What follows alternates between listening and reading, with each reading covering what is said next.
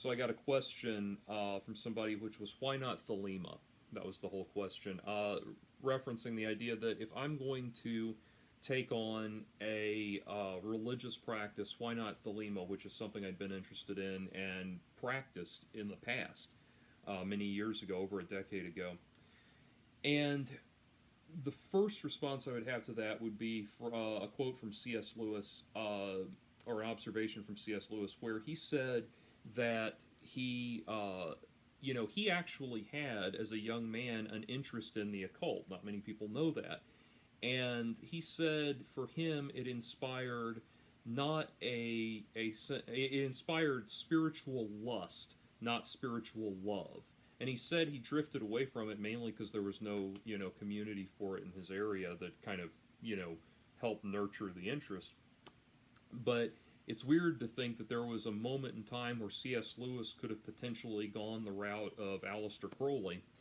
But anyway, he moved away from that, and I realized that was very much the same, my feeling. Which, by the way, if you have Amazon Prime, go see or go look up C.S. Lewis on Stage: The Most Reluctant Convert, starring Max McLean.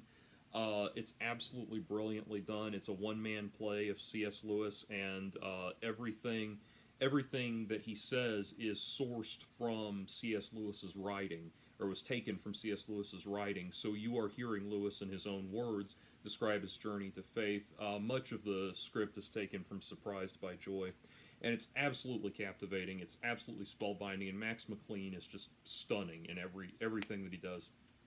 I got to meet him one time, actually. It's really cool. I'm derivating.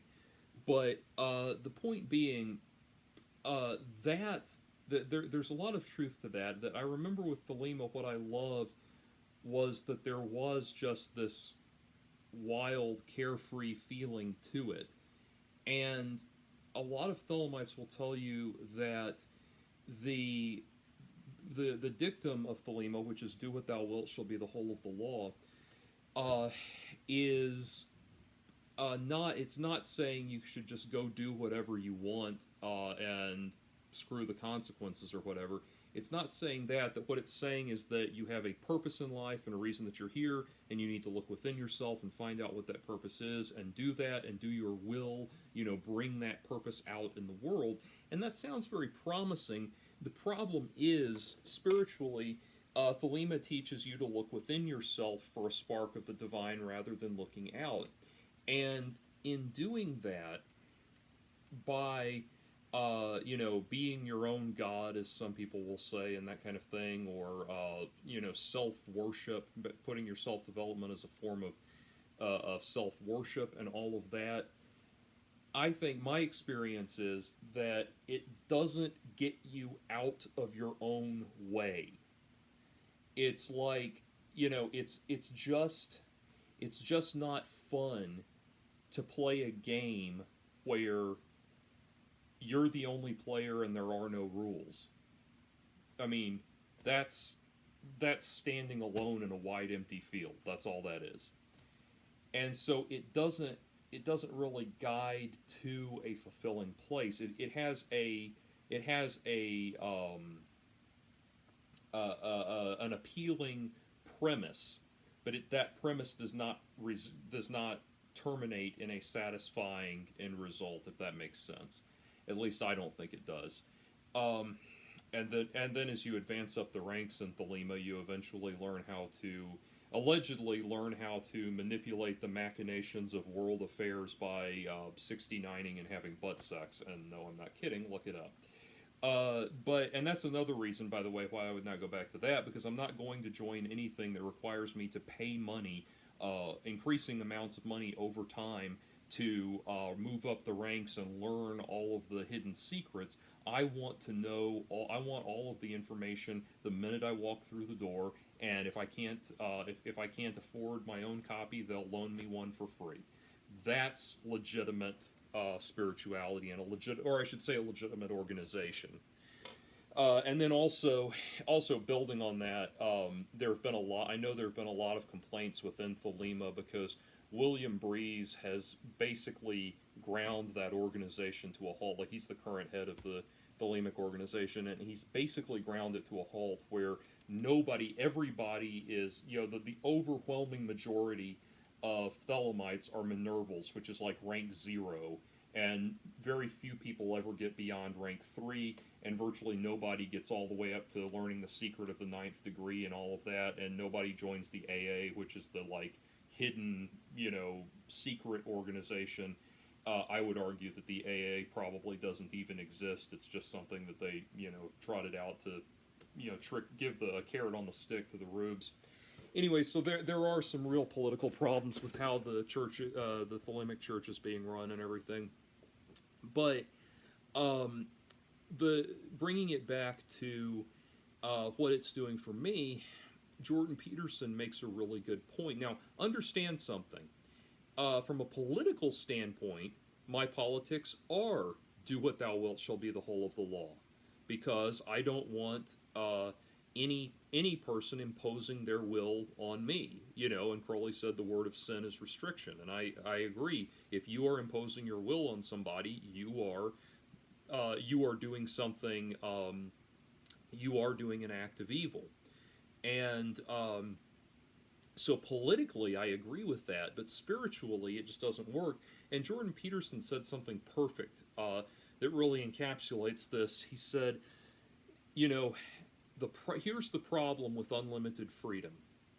We're going to play a game. You go first. See, if there's no rules, then there's nothing there for us to do well. There's no, if we remove any kind of standard of excellence, then we have nothing to aspire to. We have nothing to achieve. We take, one result is as good as another, and it gets kind of ridiculous after a point. So, that might sound like it might sound like what I'm saying is maybe that, that what I want is a spirituality that's going to impose a lot of restrictions on me and control what I can eat or who I can sleep with or what movies I can watch or whatever. And no, I mean, this doesn't, I actually, the church I go to, I sat down with one of the preachers and actually talked about, like, where does the church stand on all these issues? This is what I believe. This is how I live my life. Is this, and he was like, that's totally fine. This is totally fine. We're not going to tell you how to, we're not going to tell you what to do. We're here to increase, we're here to not increase, but develop and nurture and cultivate your connection with a higher power, with God. And the rigors of Christianity bringing it back around, what I'm referring to personally, not just why not Thelema, but why Christianity specifically, and Episcopalianism in my case. I realized that I needed to return to, I needed to return to Christianity and grapple with some very specific psychological symbols. The cross was an image that was always deeply disturbing to me. I did not, for the life of me, understand why people could look at the crucifix, the crucified Christ, and see anything positive. All that I saw was the most exceptional person being found guilty, the most exceptional and wonderful person being found guilty in a kangaroo trial and snuffed out for no good reason, for the benefit of a bunch of ingrats. And I realized that I needed to grapple with that, because when I say that the cross was a disturbing image to me, I mean, there was a time in my life when I would see it and I would go short of breath, I would get fidgety, I would need to, I would not want to be around it. It seemed to, and certain other religious iconography was like that, like it made me feel like, it made me feel like a giant eyeball was suddenly focused on me, and anything any move, like don't make any false moves, don't slip up, don't utter the wrong phrase while that thing's around, or you're going to burn in hell. And that, and understand, I grew up in an extremely liberal faction of Christianity. None of that hellfire and brimstone was ever forced on me. I forced it on myself just by being OCD and being very literal minded in my thinking, and and just kind of having a very literal interpretation of everything, and coming away from it. I grew up in the Bible Belt, so there was some rub off there, but I realized that I need to come back and I need to crack myself open and not be terrified of the symbol. And I know that atheists would come to me and say, well, why not just recognize that this symbol is meaningless, it has no power? And for a long time, that's how I lived my life.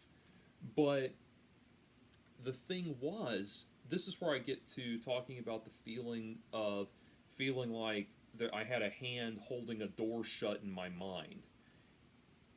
That symbol did have meaning, and it did have tremendous and profound meaning. And it had that meaning to me, and I was just trying to shut that out of my thoughts. And so, again, I'm not trying to convert an atheist, because an atheist will say, "Oh, well, you just believe that because you were born into it," and fair enough, when I see statues of eight-armed or eight-legged creatures in Hindu mythology, or what, I don't know what that's all about, but whatever that thing is in Hinduism, yeah, no, that doesn't buzz me at all. I mean, when I see the images of the Buddha, I like a lot of what goes on in Buddhism. I dig Buddhism, but I don't have like some, there are Japanese people who, when they see a Shinto shrine, they will leave the room. Like, they don't even want a Shinto shrine in their house unless it's under very specific circumstances. And the miniature portable shrines that people have, like, if that's not my shrine, don't bring it in my house. That's someone else's someone else's ancestors. Don't bring that into my home. That kind of thing. Like, those symbols there are other symbols that have very profound effects that people are indoctrinated into. And what I came to realize was that, and again, this is something that would probably seem obvious to a lot of atheists, but what I came to realize was that cross and a lot of these other symbols that had been unnerving to me were symbols. The point is that you're supposed to grapple with them. And it's funny, I had a few, I say a few months ago, it was like a year and a half ago, I think. About a year and a half ago, I met this young woman who we ended up going on one date and decided we wanted to just be friends. She was cute, but we decided we just wanted to be friends. And but over drinks at Starbucks, we were talking about. I was talking about my conversion and my process, and I was not as far along as I am now. And I said, the crucifix bothers me, and that's one of the things that I have to grapple with in this conversion process, is that I don't feel like I don't feel comfortable around the crucifix. I feel very uncomfortable and very disturbed, and I don't know if I can be a Christian if I find the crucifix disturbing. And she said, it should disturb you. It should make you uncomfortable. And that was such a revelation to me, that this was something unnerving that people were going and making themselves confront.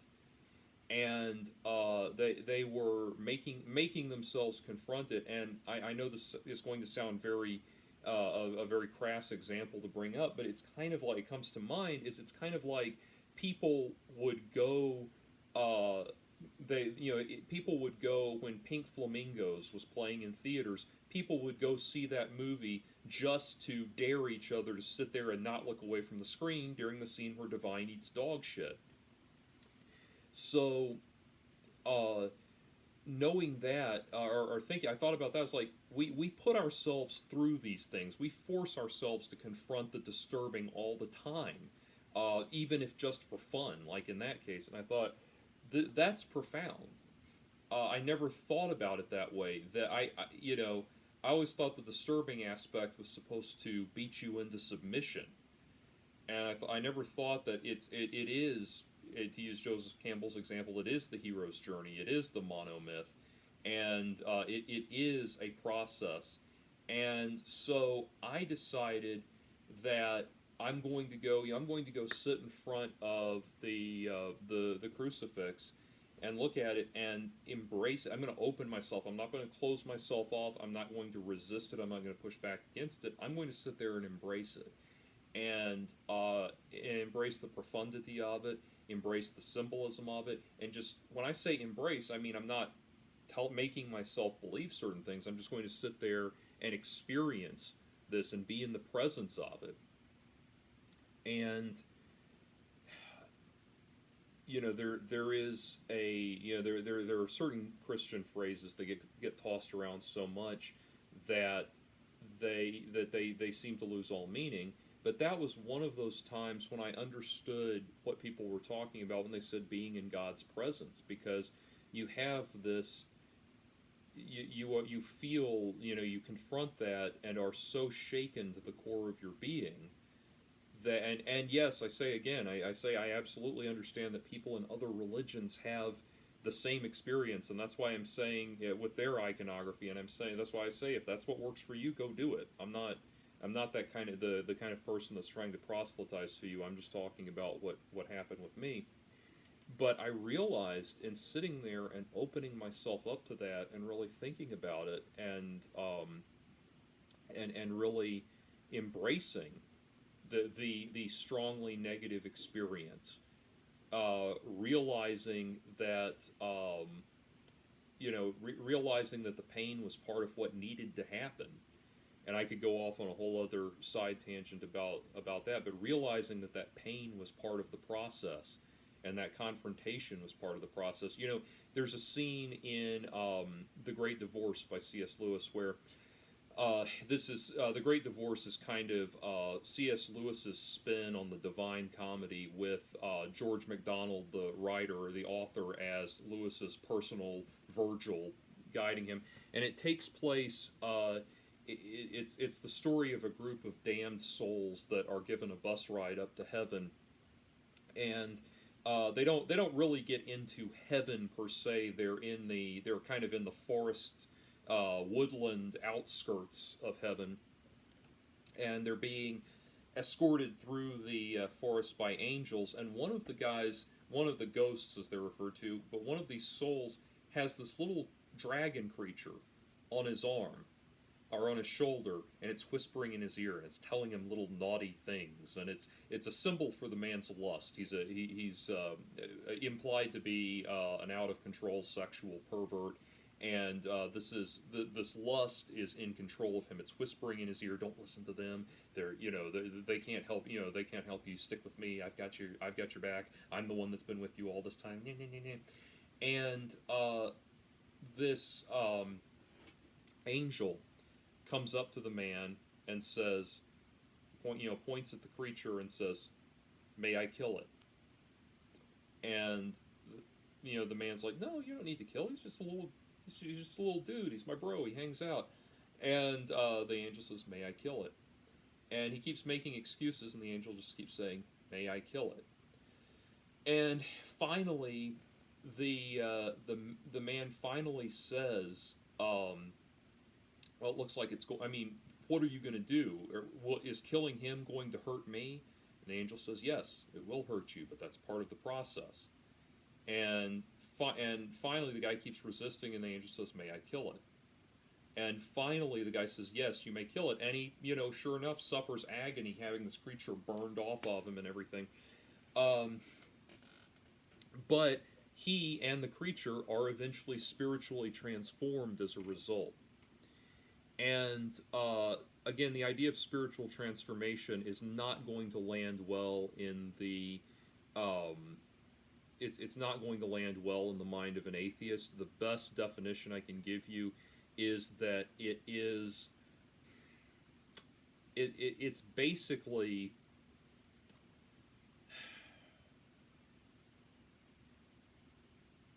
it's like I mean, it really is like the subconscious in a way.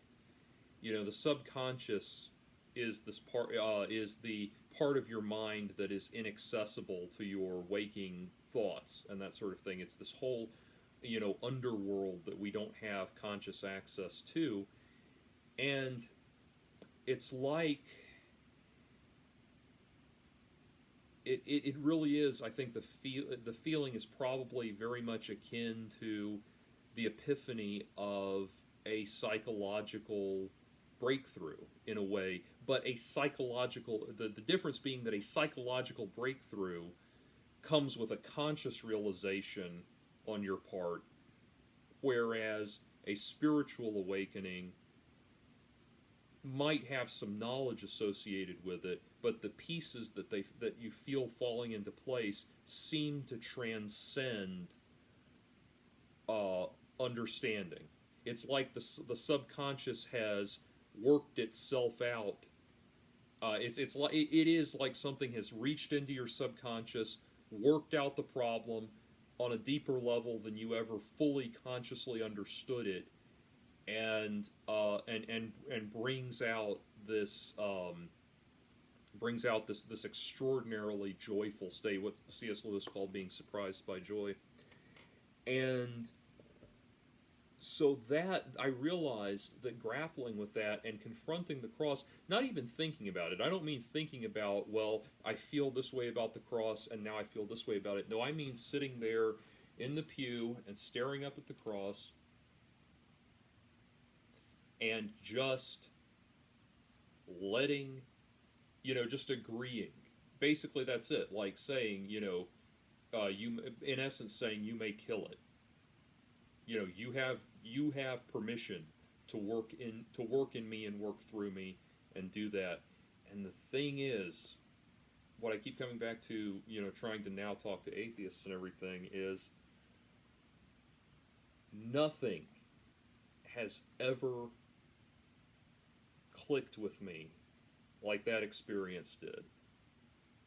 Thelema never got that deep. Never dug that deep. Never really spoke to the depths of my being like this does. So, that experience, that profundity, that needing to go, realizing that descending into hell, descending into the underworld, and coming back up and confronting your demons. There's a reason we say it that way. This process, I realized, was important to me. And again, the thing is, the atheists keep coming back to me and saying,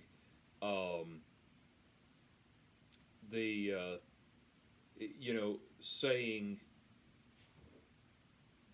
yeah, but couldn't you substitute this for that? Or this for that? Or this for that? And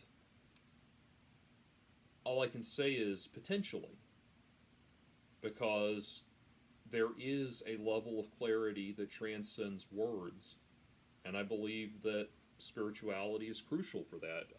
Carl Jung did as well. He believed that spirituality was crucial for psychological development. And although he may have had a somewhat different perspective on it than what I just explained, so that's why. Because the level of profundity, as far as what reached me and got through to me and helped me evolve as a person, I just did 2 videos with a gentleman who had been critical of me in the past, and said, well, you clearly just got into religion and Christianity to try to absolve yourself of your misdeeds and shortcomings in the past. And I mean, I just basically said, yeah, you're absolutely right. And we had a very good change of rapport, by the way, which I'm very pleased with. But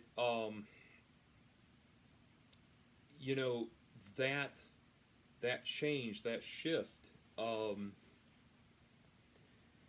getting to that point, getting to a point where I could rip myself open and be ripped open and fully accept all of my failures and all of my flaws. It required that psychological safety net. It required that guidance and the trust that that I would not be alone in that endeavor. Because I think being alone in that endeavor, being alone and confronting my demons, would in the past, I know it's driven me mad. I know it's driven me batty, and so knowing that like Virgil to Dante, there's a larger spiritual force at work guiding this process, suddenly made the process doable. And I don't think that, maybe I'm wrong, but I don't think that Thelema has anything like that. I know I've met some Thelemites that are wonderful people. I met one or two that were really shitty people, and that's going to be par for the course anywhere you go. So anyway, I hope that answers the question. And again, like I keep emphasizing, these are just good questions that I try to answer as they come in. I am not trying to convert you. I am not trying to proselytize to you. And I am not at all, in any way, shape, or form, trying to say anything that would attempt to refute or undercut scientific progress or secularized government and a secularized rule of law. And I can't emphasize that enough. Anyway, peace.